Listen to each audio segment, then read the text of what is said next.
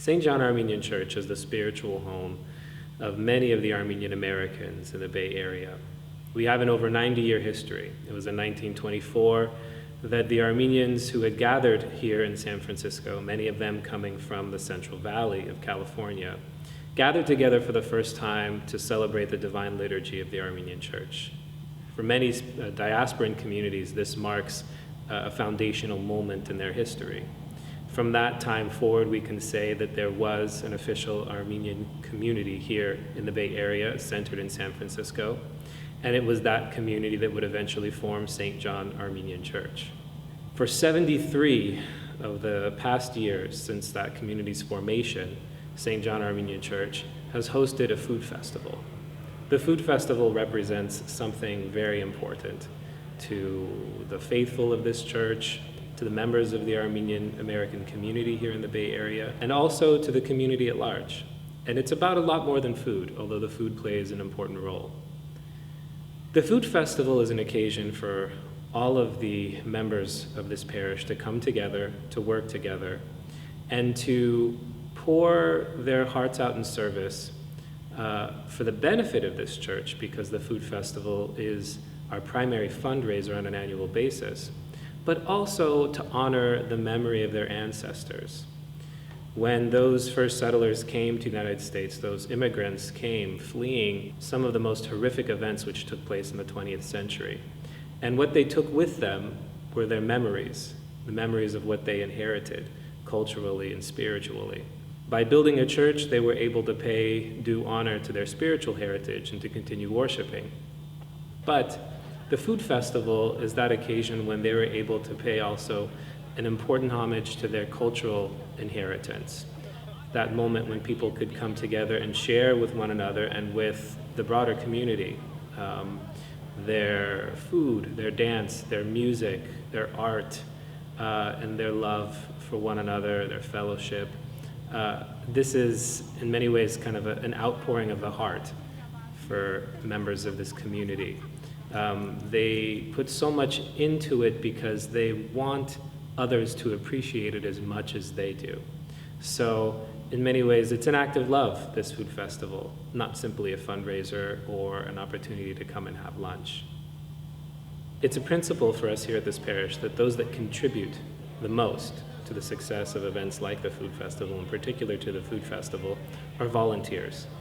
They're family members and professionals that fill their lives with all of the other obligations and preoccupations that people have on a day-to-day basis.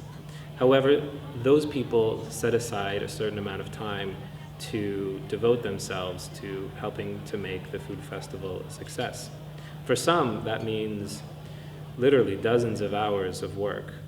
For others, less. We have over 100 volunteers that show up on the day of the food festival to volunteer for just a few hours. However, their participation is just as necessary and just as important. But increasingly over time, it's become difficult. The contribution that a volunteer makes is one that's given from the heart. And even though it may be difficult to cultivate, and even though it may be difficult for that individual to find the necessary time, it becomes something more precious, their contribution to us and to them and to the people who benefit from it. We should be very thankful that we live in a society and in a time when we do have free time and comfort with which to choose to do what we want.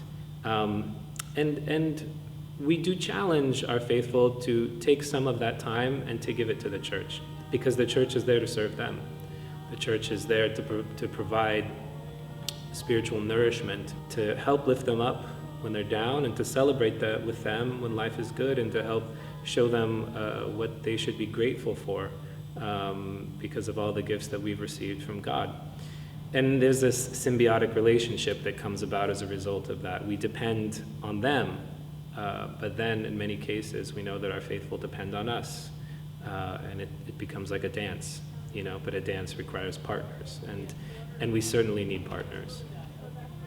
It makes us all the more grateful for those who are able to give us their time, but it also helps us realize that we have to do more to reach out, to help educate those potential volunteers, to teach them the skills necessary to be able to contribute, especially when it comes to preparing the food for the food festival, which is in some ways becoming a lost art. The preparation of the food is in many ways the biggest responsibility and the largest hurdle that we have to overcome to prepare for something like this occasion. We could buy many of the foods that we serve from vendors. However, we choose to make it here because we think that the outcome, we think that the result is going to be the best tasting experience for the people who are coming. So we're proud of that, but that means that hundreds of hours go into the preparation of food, and it requires, as you said, a skilled preparation, a skilled set necessary to be able to prepare those items. I think that we need to also have a vision for the future that is informed by hope and a sense of faith in God's providence. And so it may be the 73rd annual food festival, but I know there's going to be a 74th and an 84th and a 100th. And I want us to think about our children and our children's children and how by what we're able to contribute, we can make their lives richer. And we can continue on that legacy by providing the means for that faith and that culture to continue, to propagate, to grow stronger and evolve even. And that's what the food festival is about. I think the food festival is of course a celebration being a festival, but it's a celebration of hope. It's a celebration of what we have accomplished and what we can accomplish in the future with the support of one another and with God's love.